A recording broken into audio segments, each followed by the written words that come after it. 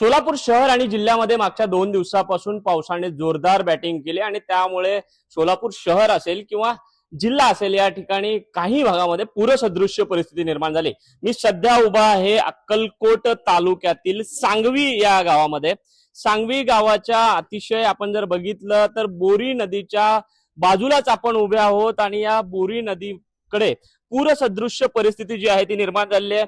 अगदीच आपण बघू शकताय की काल या पाण्याचा प्रवाह जो आहे तो अतिशय प्रचंड होता, मात्र काही प्रमाणामध्ये पाणी जे आहे तर सध्या ओसरल्याचं चित्र पाहायला मिळते। आजूबाजूच्या शेतींना आता isakal.com आहे देशातील नंबर 1 ची मराठी न्यूज वेबसाईट। प्रत्येक अपडेटसाठी isakal.com ला नक्की भेट द्या।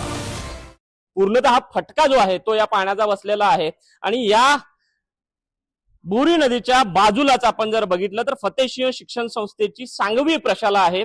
आपण सध्या सांगवी प्रशालेच्या प्रणांगणामध्ये आहोत। आपण बघू शकताय की हा प्रशालेचा जो प्रणांगण आहे, जो भाग आहे, पूर्णतः चिखलमय झाल्याचं चित्र आपल्याला पाहायला मिळतंय। या ठिकाणी ही प्रशाला आहे, अगदी धोकादायक अशा ठिकाणी ही शाळा आहे असं म्हटलं तर वावगं ठरणार नाही। आपण बघू शकताय खरं तर काल या शाळेला इकडच्या संस्थेने सुट्टी दिलेली होती, मात्र आता सध्या आपण बघू शकताय की वर्ग जे आहेत ते पूर्ववत झाल्याचं चित्र आपल्याला पाहायला मिळतंय। शिक्षक जे आहेत ते या ठिकाणी या विद्यार्थ्यांना शिकवत असल्याचं चित्र आपल्याला पाहायला मिळतंय। मात्र या विद्यार्थ्यांच्या ज्या व्यथा आहेत त्या मांडायच्या कुठं आणि अशा परिस्थितीमध्ये शिक्षण नेमकं कसं घ्यायचं अशी हलाखीची परिस्थिती एकूणच आपल्याला जर बघितलं तर या संपूर्ण सांगवी गावच्या विद्यार्थ्यांना जो आहे तो हा नाहक त्रास जो आहे या ठिकाणी सहन करावा लागतोय। एखादा जरी आणखी पाऊस आला तर परत विद्यार्थ्यांना जे आहे ते शाळेला येण्यापासून मुकावं लागतं, त्यामुळे विद्यार्थ्यांचं शैक्षणिक नुकसान जे आहे ते पूर्णतः होत असल्याचं चित्र आपल्याला पाहायला मिळतंय। याबाबत बोलण्यासाठी आपल्यासोबत या गावचे सरपंच आहेत। काय सांगाल? खरं तर नदीच्या काठाला एक या ठिकाणी माध्यमिक शिक्षण संस्था आहे, त्याच्याद्वारे या ठिकाणी शाळा चालवली जाते, मात्र जर पाऊस आला तर शाळा पाण्यात जाते, त्यामुळे विद्यार्थ्यांचं नुकसान होतंय। याला जबाबदार कोण आहे? जबाबदारी जरा पाहिलं तर वर काय झालं इथून आपल्या 6-7 म्हणजे या जबाबदारीचा विषय म्हणलं तर वारंवार येणारा फटका आहे। ज्यावेळेस आपल्या गावापासून एक 7 ते 8 किलोमीटरवर कुरनूर धरण आहे, तिथून ज्यावेळेस ही पुराचं पाणी जेव्हा सोडलं किंवा धरणाला ओव्हरफ्लो पाणी असेल तर तो सर्वात पहिला येऊन सांगवीला येतो। सांगवीत मुक्काम झाल्यासारखं झालं या पाण्याचं। आणि त्यामध्ये जरा पाहिलं तर आमच्या गावची प्राथमिक शाळा आणि हायस्कूल हे गावठण हद्दीत आहे, पण नदीचा पूर परिस्थिती जास्त झाल्यामुळे पाणी जास्त आल्यामुळं हे पहिला हायस्कूल आणि प्राथमिक शाळा आणि त्यासोबत असणारी 80 लोकांची झोपडपट्टी वस्ती आहे, ह्याच्यामध्ये हा पाणी घुसतोय। त्यासाठी प्रशासनाला हमेशा आमची वारंवार विनंती आहे की ह्याच्यातून बचाव करण्यासाठी आम्हाला कसंही प्रकार करून आम्ही 2019 पासून म्हणतोय की हा गाव पुनर्वसन झाला पाहिजे, या शाळा या हायस्कूलसाठी वेगळी जागा भेटली पाहिजे, पण प्रशासनाचं थोडंसं दुर्लक्ष आमच्याकडे आहे। त्यासाठी प्रशासनाला विनंती आहे की सांगवी गावामध्ये काही करून हे 80 लोकांची वस्ती म्हणा, पुन्हा ही प्राथमिक शाळा म्हणा, हे प्राथमिक शाळा हायस्कूल म्हणणं फक्त 10 लोकांचं आहे किंवा 20 लोकांचं नाहीये, तर दोन्हीची संख्या पाहिलं तर 400-500 पर्यंत जातीये।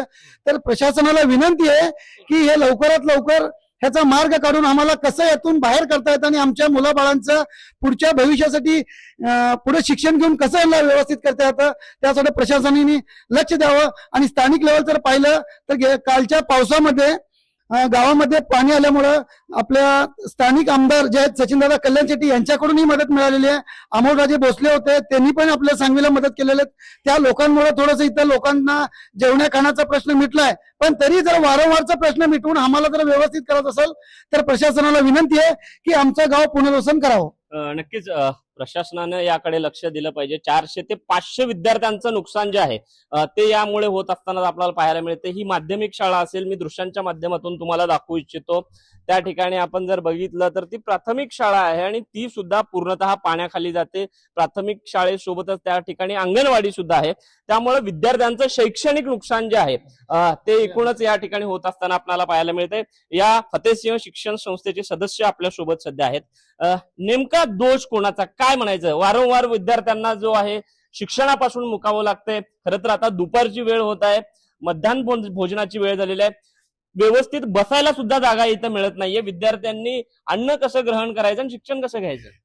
सांगायचं म्हणलं तर आमची शाळा ही प्रशाला 21 वर्षापासून ही शाळा इथं आहे, नदीच्या काठेला। आता काय झालंय, दोनदा हे पूर आल्यामुळं जेव्हा आम्हाला आता हे एवढा त्रास होणार आहे, आता उजनीचं पाणी कुरनूल आल्यामुळे हे कायमस्वरूपी असं हे होणार आहे. आणि आमच्या शिक्षक लोकांना आता काय कुठेतरी 40% अनुदान हे सुरू झालेलं आहे.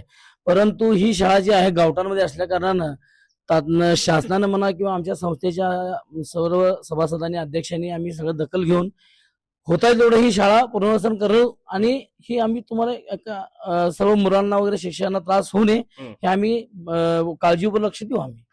नक्कीच आपण बघू शकतो की प्रशासनानं याची दखल घेतली पाहिजे आणि अगदी नदीच्या काठावर असणारी जी शाळा आहे त्याचं पुनर्वसन होणं गरजेचं आहे. कारण यामुळं होतंय काय तर विद्यार्थ्यांना शिक्षणापासून वंचित राहावं लागतंय आणि प्रशासनानं याकडे वेळीच लक्ष द्यावं अशा पद्धतीची आर्त हाक या संपूर्ण गावातील गावकरी, पालक आणि विद्यार्थ्यांकडून होत असतानाचं एकूणच चित्र आपल्याला सध्या अक्कलकोट तालुक्यातील सांगवीमध्ये पाहायला मिळतंय.